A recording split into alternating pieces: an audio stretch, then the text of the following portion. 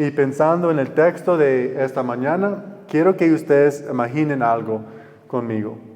Imaginemos que estamos en noviembre, que es más o menos el comienzo del verano, ¿verdad? Noviembre. Cuando no va a llover por mucho tiempo. Y estás en tu casa y te das cuenta de que hay una grieta en el techo. Es muy obvio. Cuando hace sol, la luz entra directamente en tu casa. Ahora, aquí está la pregunta. Y recuerden, estamos en una iglesia. Entonces tienen que responder honesto. ¿Cuántos de ustedes van a arreglarlo una vez? No muchos, nadie. Porque recuerden, no hay lluvia, porque esta temporada es el verano. Entonces nadie va a arreglarlo. Si hay una grieta en tu techo, tal vez solo unos 2, 3, 4. Ok. Bueno, vamos a imaginar que no lo arreglamos por esta ilustración, porque no nos está afectando, ¿verdad? Si no hay lluvia. Entonces llega abril, la empieza del invierno, la época de lluvia, y de repente la grieta del techo empieza a gotear. Entonces entra mucha agua y se está mojando todo. En tu casa hay moho en las paredes, sientes frío por la noche. Así que ahora, ¿qué vas a hacer? Arreglarlo, ¿verdad? ¿Por qué? Porque ahora nos está afectando personalmente, ¿verdad? Podemos sentir los efectos. El problema siempre estuvo ahí, ¿verdad? Lo único cambio es cómo te afectaba. Y esto es más o menos lo que vemos en la iglesia de Corinto. ¿Alguien recuerda de que hablamos hace 2 semanas? En el capítulo 5, hicimos todo el capítulo 5 en una semana. ¿Alguien recuerda?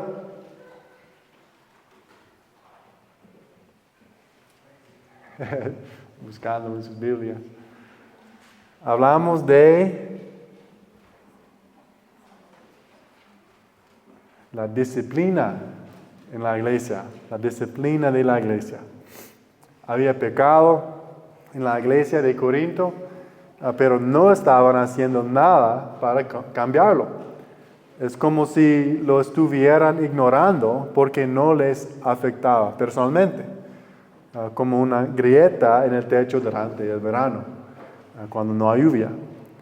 Pero luego, si avanzamos al capítulo 6, lo que acabamos de leer, nuestro texto de hoy, ¿qué está pasando? Los corintios estaban llevándose unos a otros a los juicios, a los tribunales paganos, los que son fuera de la iglesia. Así que sí, se preocupaban por el pecado de los demás, pero ¿cuál es la diferencia? ¿Por qué están preocupados ahora, pero antes no? Porque su pecado les estaba afectando a ellos. Solo se preocupaban porque les afectaba. La misma grieta en el techo, pero ahora es el invierno y está lloviendo y les está mojando. Y esto es un problema muy, muy grave, iglesia. Un problema que afecta a toda la cultura de la iglesia. Déjame intentar explicarlo de forma más sencilla. Ellos estaban felices dejando que sus hermanos y hermanas en Cristo vivieran en su pecado sin decir nada, probablemente porque entonces ellos no podían vivir en el pecado sin que los demás dijeran nada, ¿verdad? Ellos querían vivir en pecado. Entonces, si ellos no dicen nada, el resto de la iglesia no va a decir nada a ellos también. Es un problema. Pero al mismo tiempo, tenían miedo de confesar sus pecados. Porque si lo hacían y era contra un hermano o una hermana en Cristo, los llevarían a los tribunales paganos y los acusarían. Así que tenían miedo de confesar el pecado y tenían miedo de enfrentarse al pecado. Y por eso lo único que puede pasar es que el pecado se desborde, que crezca y se extiende en la iglesia. Bueno, hace 2 semanas hablamos de cómo afrontar el pecado. Lo que decimos es la disciplina de la iglesia. Hoy vamos a hablar de cómo tratar el pecado. Sí, disciplinarnos unos a otros, pero hacerlo con amor y perdón. Si lo único que hiciéramos, fuera disciplinarnos unos a otros y señalar los pecados de los demás, tendríamos miedo de fallar, ¿verdad? Miedo a confesar nuestros pecados. Pero si enfrentamos el pecado con perdón, entonces no vamos a tener miedo de cómo reaccionen nuestros hermanos y hermanas cuando pecamos. Porque va a pasar. Todos van a pecar. Entonces tiene sentido esa idea de lo que vamos a hablar. ¿Sí? Ok. Bien, entonces, ¿cómo debería ser el perdón entre cristianos? Quiero responder a esta pregunta de forma un poco diferente de lo normal. Vamos a analizar nuestro texto como siempre, pero vamos a hacerlo al revés. Vamos a empezar por el final, los versículos 9 al 11, y hablar de cómo perdonamos porque hemos sido perdonados. Luego vamos a seguir con los versículos 4 a 8 y ver cómo perdonamos como un testimonio ante el mundo. Y luego terminaremos con los 3 primeros versículos de nuestro texto y ver cómo perdonamos con nuestros ojos fijos en lo que nos espera.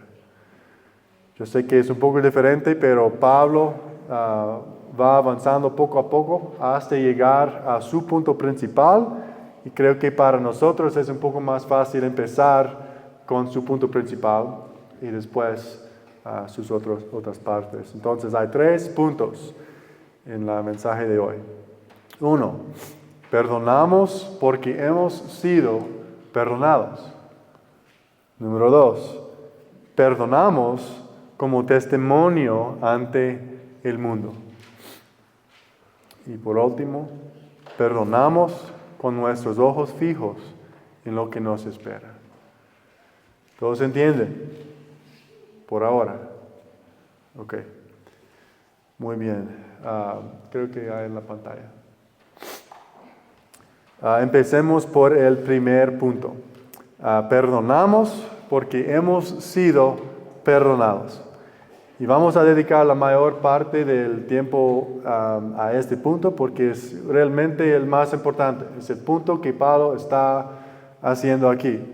Perdonamos porque hemos sido perdonados, o deberíamos perdonar si hemos sido perdonados. Es la idea. Leemos de nuevo nuestro texto, versículos 9 al 11. Dice, ¿o no saben que los injustos no heredarán el reino de Dios? No se dejen engañar ni los inmorales, ni los idólatras, ni los adúlteros, ni los afeminados, ni los homosexuales, ni los ladrones, ni los avaros, ni los borrachos, ni los difamadores, ni los estafadores heredarán el reino de Dios. Y esto eran algunos de ustedes, pero fueron lavados, pero fueron santificados, pero fueron justificados en el nombre del Señor Jesucristo y en el Espíritu de nuestro Dios. Wow. Iglesia, esto es el Evangelio. Esto es lo que hablamos la semana pasada cuando enfocamos completamente en el día de la resurrección. Hay una brecha, una gran distancia entre el reino de Dios y los injustos, que dice Pablo, entre la santidad de Dios y la maldad del hombre. Pablo dice que los injustos son aquellos que han pecado, y nos da una lista de pecados comunes: inmoralidad sexual, idólatras, adúlteros, homosexuales, ladrones, avaros, borrachos, difamadores, estafadores. Estos, junto con todos los demás pecados, hacen que los hombres sean injustos, pecadores, malvados a los ojos de un Dios santo. Ya no heredan el reino de Dios, sino que heredan la ira de Dios como justo castigo por su pecado. Pablo dice, y esto eran algunos de ustedes. Ahora, no está diciendo que algunos de ellos no fueron pecadores, solo que tal vez algunos de ellos no participaron en esos pecados específicos. Pablo dice en Romanos 3:23 que todos han pecado, todos han fallado en alcanzar la gloria de Dios. Eso es cierto para los cristianos, es cierto para ti y es cierto para mí. Todos estuvimos alguna vez en pecado. Y por eso todos heredamos la ira de Dios como justo castigo por el pecado. Esta es la gran tristeza de la humanidad, que nosotros elegimos pecar contra un Dios santo y perfecto. Y no merecemos el perdón. Somos culpables. Lo hicimos nosotros. Y no hay nada que podamos hacer para arreglar el problema. Pero ¿qué más dice Pablo? Fueron lavados, fueron santificados, fueron justificados en el nombre del Señor Jesucristo y por el Espíritu de nuestro Dios. Cuando Pablo dice lavado, se refiere a nuestro pecado. Nuestro pecado ha sido lavado, borrado. Nuestro pecado es como suciedad y estamos cubiertos desde la cabeza hasta los pies. No es solo una parte de nosotros, iglesia. Es todo nuestro ser. Es sucio. No es que hayamos cometido necesariamente todos los pecados, como los que menciona Pablo, pero somos culpables de haberlos cometido. Eso es lo que dice Santiago 2:10. Porque cualquiera que guarda toda la ley, pero falla en un punto, se ha hecho culpable de todos. Pero Jesús nos perdona nuestros pecados. Él lava la culpa, la suciedad que nos cubría desde la cabeza hasta los pies, y ahora estamos limpios, dice Pablo. Y también somos santificados. Santificados solo es una palabra grande que significa hechos santos. Él no solo perdona el mal que hemos hecho, sino que nos hace santos. Si el perdón es como que nos lave la suciedad que nos cubre, ser santificados es como que nos regalen ropa nueva y elegante. Él perdona nuestro mal y nos hace buenos. Y por eso somos justificados, dice Pablo. Esto significa que la brecha que existía entre nosotros y Dios, esta gran distancia, a causa de nuestro pecado, a causa de nuestra injusticia, ha desaparecido. Ahora podemos presentarnos ante Dios sin miedo de las consecuencias y en una relación correcta con Él. Es lo que Pablo está diciendo. Y solo es posible, dice Pablo, en el nombre del Señor Jesucristo y en el poder del Espíritu de nuestro Dios. Este es el Evangelio, iglesia.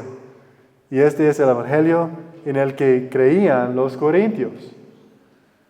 Él no está hablando sobre no cristianos. Él está hablando y escribiendo esta carta a los creyentes. La iglesia de Corinto eran una familia unida en esta verdad y en este poder de este Evangelio, este hermoso perdón que Jesús ofrece a los pecadores que no lo merecen. Así que, ¿cómo deberían responder a ellos a la luz de todo esto? mientras están viviendo esas verdades juntos. Teniendo una cultura en la que se perdonan unos a otros, como Jesús los perdonó a ellos. Pero eso es lo que estaban haciendo, ¿sí o no? No. Gracias, Ella. Y antes de nosotros, como juzgarlos o menospreciarlos, yo sé que todos nosotros luchamos con esto. Definitivamente, 100%. Recibimos con alegría el perdón que Jesús nos ofrece. Sin embargo, nos cuesta mucho extender ese mismo perdón a los demás. Los corintios no solo no se perdonaban unos a otros, se llevaban unos a otros a los tribunales. Buscaban venganza y una compensación por cómo les habían afectado los pecados de sus hermanos. Aunque no había ningún pago que ellos pudieran hacer para ganarse el perdón de Dios. Es hipocresía. Y es una evidencia de no haber entendido el perdón que Jesús les da libremente a nosotros. Jesús nos da una parábola muy buena sobre esto en Mateo 18. Es un poco larga, pero es muy buena. Así que tómate un momento para ir a Mateo 18, si tienes su Biblia. Versículos 23 al 35. Y escucha, por favor, con atención. Es un buen pasaje para tener marcado en tu Biblia, para cuando estés luchando para perdonar, porque va a pasar. Vamos a luchar de perdonar a alguien. Y podemos abrir nuestras Biblias aquí. Y creo que siempre puede ayudarnos.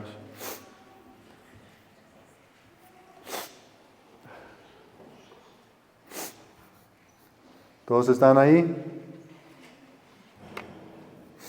Puedes buscar otro minuto para que pueda arreglar mi nariz.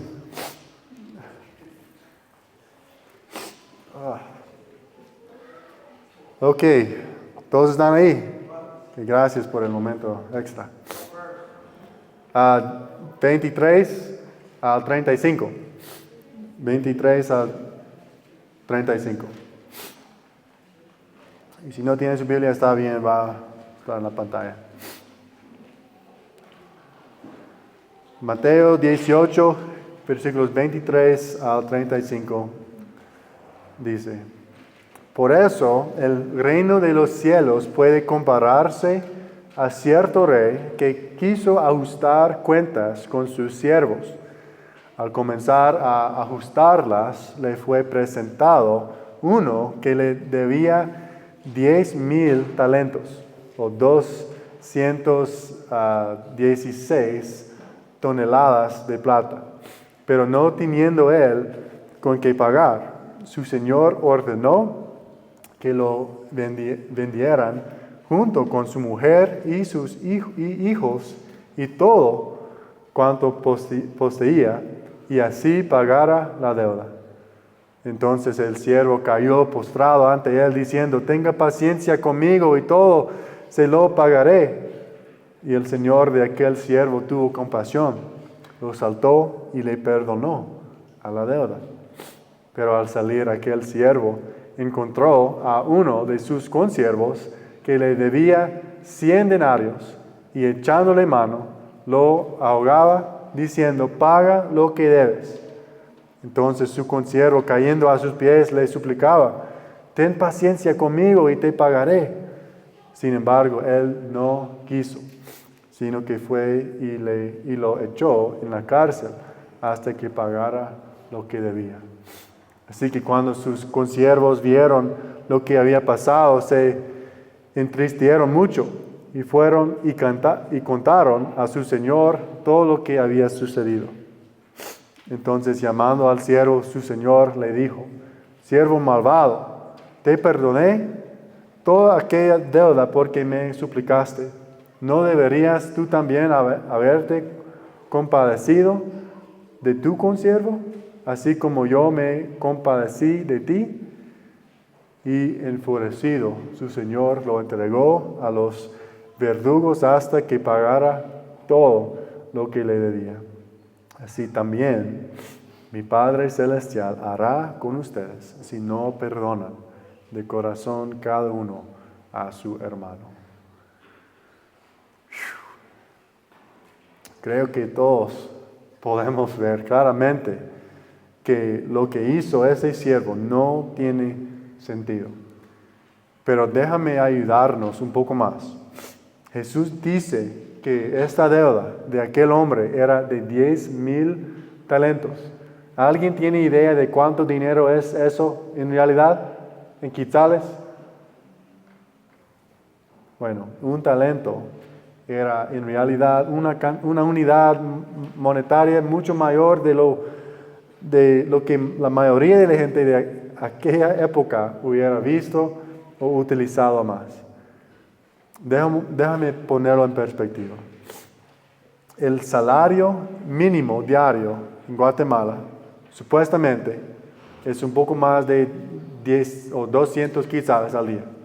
No sé si es correcto, pero según ChatGPT, es cerca de 200 quetzales cada día, más o menos.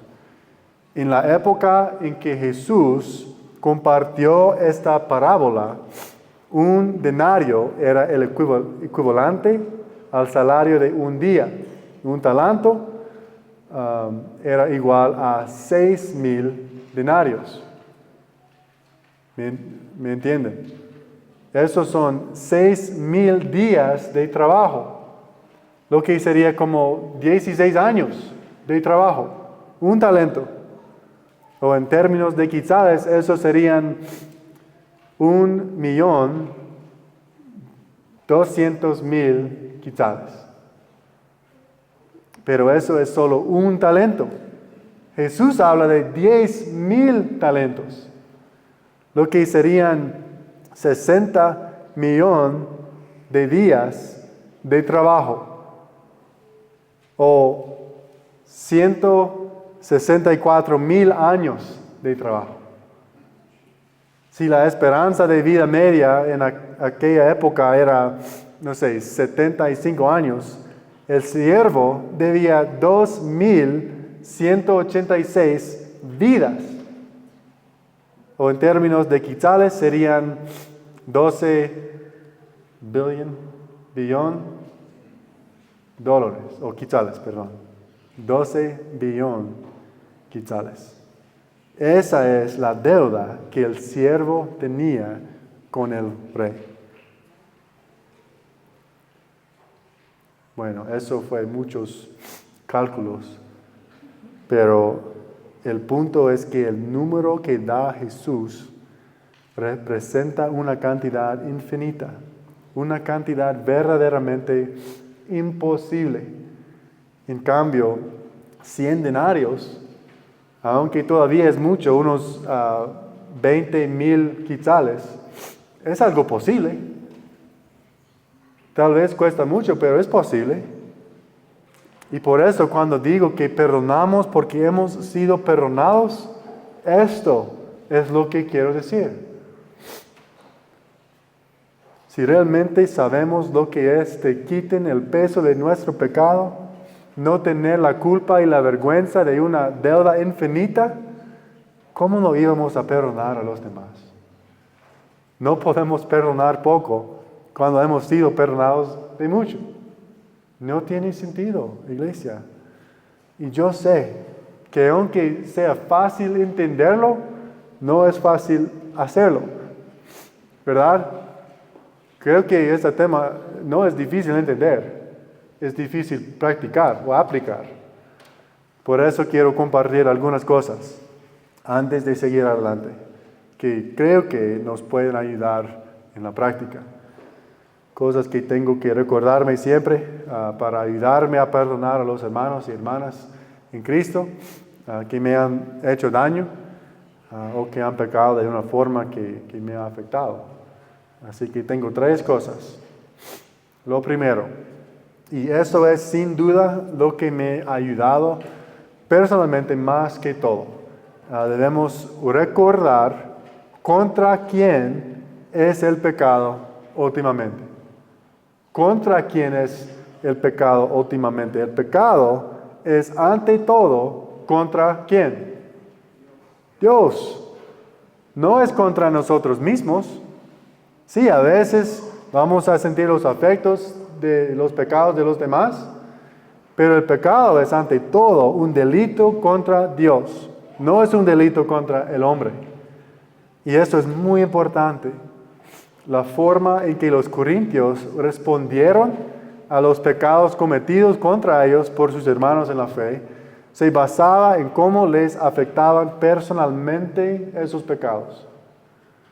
Por eso buscaban una compensación personal. Cuando lo que les debería haber preocupado era cómo los pecados de sus hermanos en la fe afectaban a su relación con Dios. Te voy a dar un ejemplo práctico. Esto nos ha ayudado muchísimo a Madi y a mí. A veces yo peco y eso afecta a Madi. Me enojo, o no tengo paciencia con nuestras hijas, o puedo ser perezoso, o cualquier otro pecado. Tengo muchos pecados. Pero en lugar de tener una reacción de frustración conmigo, o querer que solucione el problema que mi pecado le ha causado a ella, lo que ella debería querer es que yo me reconcilie con Dios por mi pecado. La idea es que estamos más preocupados por cómo es la relación de los demás con Dios que por cómo es su relación con nosotros. Y obviamente, iglesia, cuando la relación con Dios es buena, la relación con nosotros también va a ser buena. Y para Madi y para mí eso nos ha ayudado mucho. Obviamente no quiero pecar de formas que puedan hacerle daño, pero cuando lo hago, yo sé que ella no me va a avergonzar, no va a buscar venganza, no va a tener que ganarme su perdón. Y luego yo hago lo mismo por ella.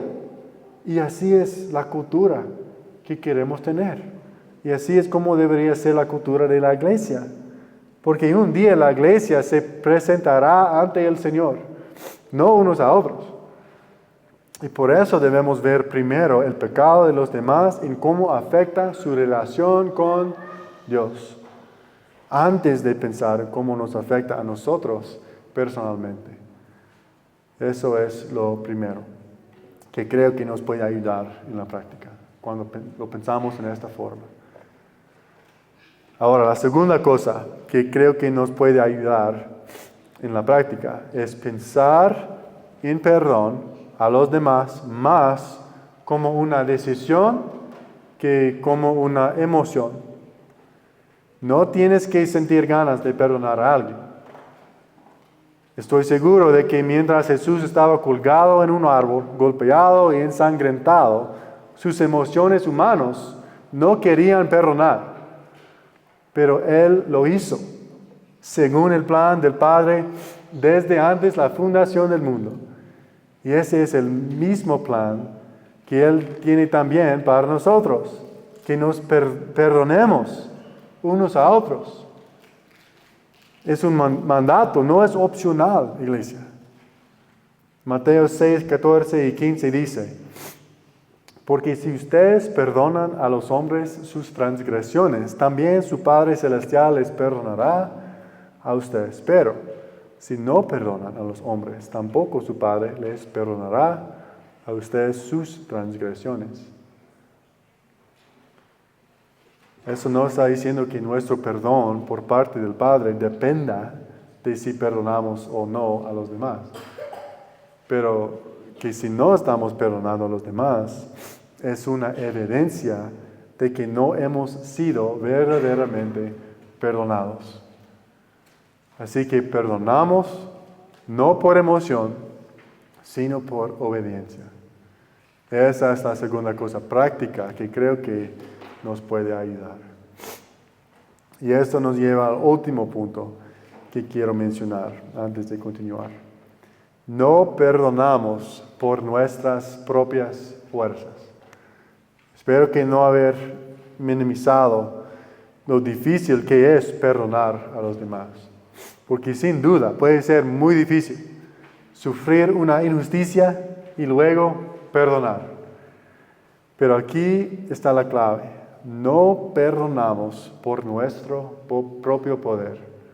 Perdonamos por el poder del Espíritu Santo.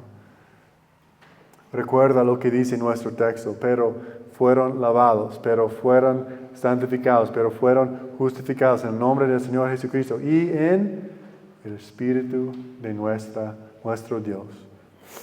Esa última parte es clave, en el Espíritu de nuestro Señor. Así que si recibimos el perdón por el poder del Espíritu Santo, ¿cómo podemos esperar perdonar a los demás sin este mismo poder? Porque nuestra carne no quiere perdonar. Nuestra carne quiere guardar el rencor, quiere tomar revancha. Pero si hemos conocido el perdón de nuestros pecados, entonces tenemos el Espíritu Santo dentro de nosotros para darnos el poder que no tenemos para perdonar a los demás. Bueno, esto es lo que quiero decir cuando digo que perdonamos porque hemos sido perdonados. Yo sé que ha sido mucho y todavía tenemos 2 puntos más, pero son más breves y creo que tienen mucho sentido teniendo en cuenta lo que ya hemos hablado. Continuamos entonces. El segundo punto. Perdonamos como testimonio ante el mundo. Perdonamos como testimonio ante el mundo. Esto podemos ver en los versículos 4 al 8 de nuestro texto. Así que leemos esos versículos otra vez. Dice: entonces, si tienen tribunales que juzgan los casos de esta vida, ¿por qué ponen por jueces a los que nada son en la iglesia? Para vergüenza suya lo digo. ¿Acaso no hay entre ustedes algún hombre sabio que pueda juzgar entre sus hermanos, sino que hermano contra hermano litiga, y esto ante incrédulos? Así que en efecto es ya un fallo entre ustedes el hecho de que tengan litigios entre sí. ¿Por qué no sufren mejor la injusticia? ¿Por qué no ser mejor defraudados? Por el contrario, ustedes mismos cometen injusticias y defraudan, y esto aún a sus propios hermanos. Bueno, aquí es donde Pablo habla en detalle de lo que está pasando. Los corintios no se perdonaban unos a otros, lo cual está mal.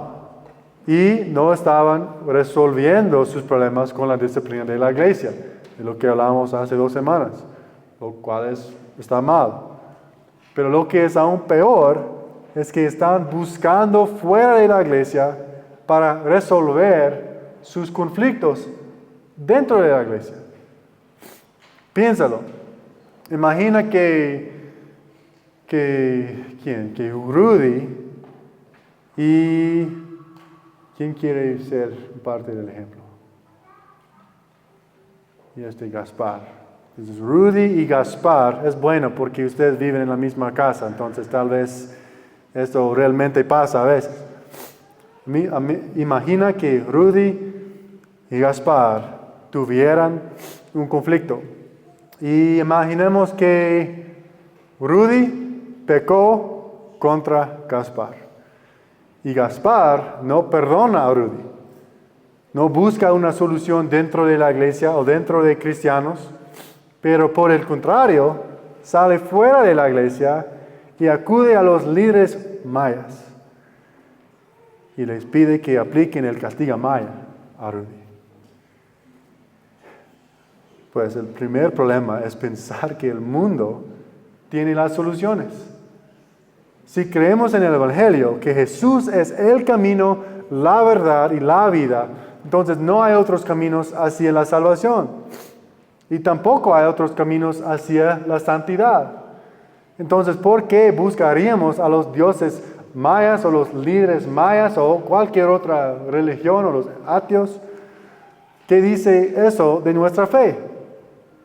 ¿Quién va a creer que Jesús puede reconciliar nuestras almas si ni siquiera puede reconciliar nuestras diferencias? Nadie.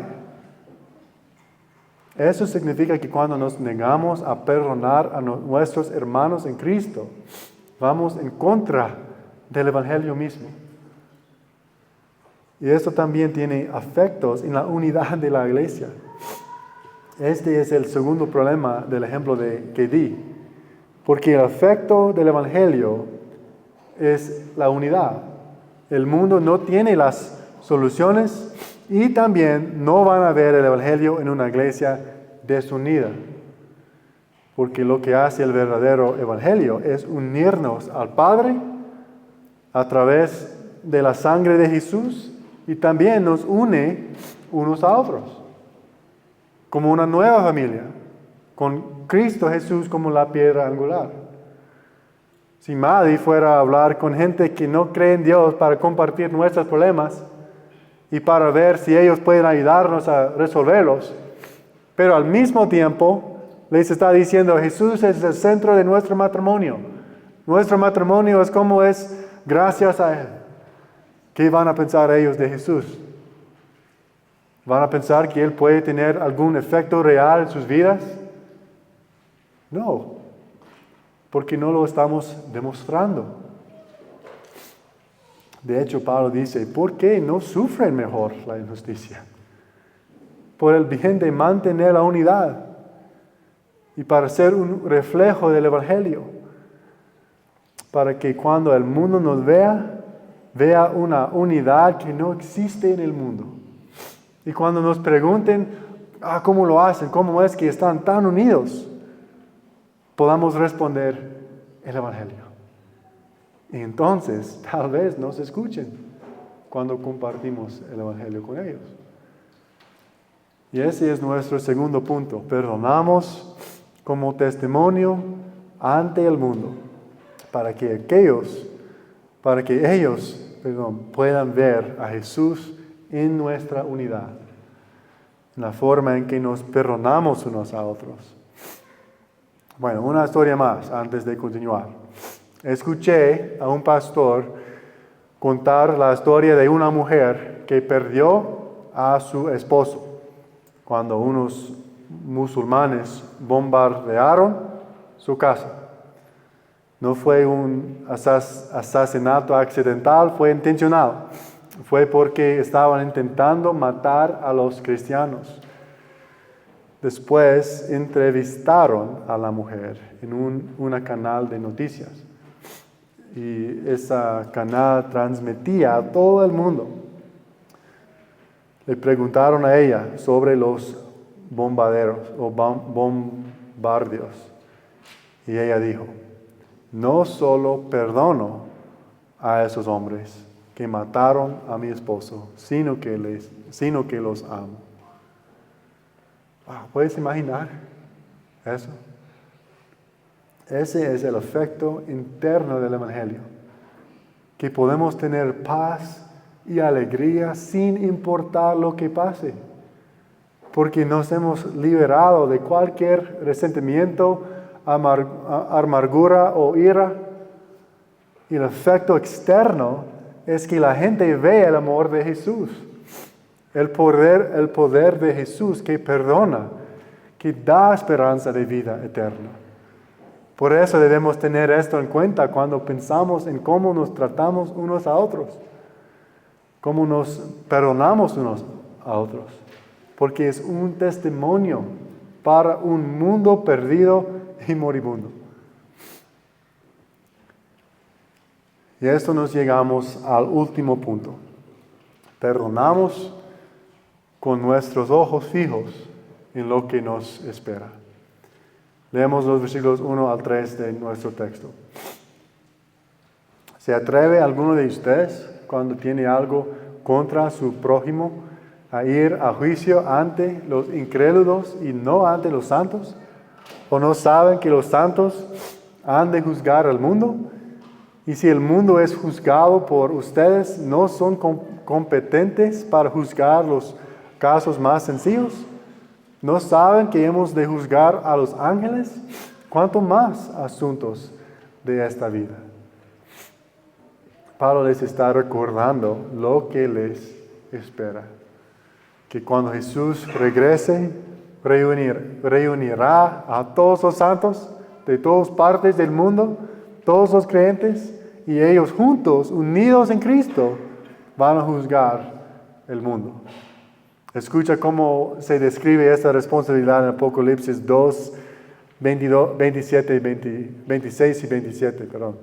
Dice, al vencedor, al que guarda mis obras hasta el fin, le daré autoridad sobre las naciones y las regirá con vara de hierro, como los vasos del alfarero son hechos pedazos, como yo también he recibido autoridad de mi Padre.